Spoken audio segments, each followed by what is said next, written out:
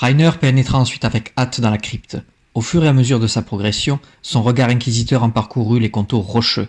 Un peu plus loin, il distingua un maigre ray de lumière qui traversait la cavité en diagonale. Sentant le danger approcher, il veilla à se dissimuler dans l'ombre, non loin du faisceau étincelant. Quelques instants plus tard, ses pires craintes se confirmèrent.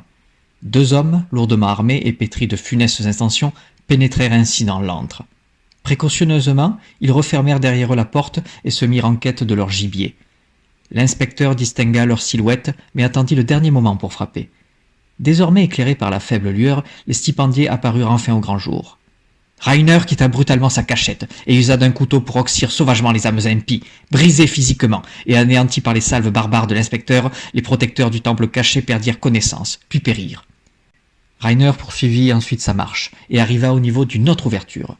Une fois cette nouvelle porte ouverte, le policier pénétra dans l'antre plongé dans une obscurité cette fois-ci totale. Impuissant face à ces ténèbres, il utilisa une allumette comme guide.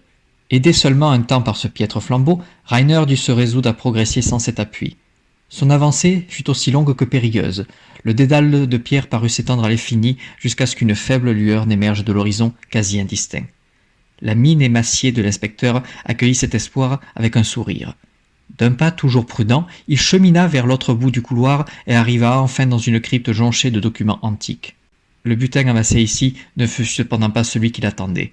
En effet, dans cet amoncellement d'archives se trouvaient de vieilles bobines de film 35 mm ainsi que du matériel de tournage ayant appartenu à la UFA, la société cinématographique allemande connue pour avoir été un instrument de propagande redoutable durant le règne du Troisième Reich.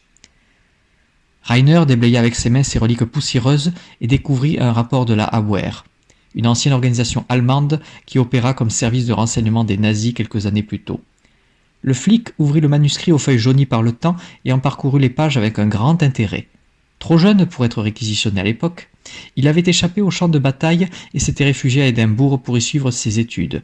À la fin du conflit, Rainer s'était rendu à Paris pour y étudier le sublime patrimoine historique et en côtoyer, bien entendu, les plaisirs les plus interdits. Ensuite, il était allé à Cambridge pour y étudier les langues orientales et à Oxford pour y affiner son niveau en français et apprendre le danois, le russe, le japonais et, bien évidemment, l'allemand. La langue germanique n'avait donc aucun secret pour ce vaillant serviteur de la loi au passé aussi riche que trouble. Sa lecture se poursuivit durant de longues minutes sans que personne ne vienne en dévier le cours, si ce n'est un nom. 2 mots qui résonnèrent dans l'esprit de Rainer comme un coup de tonnerre. Pour autant, une bobine de film attira son attention.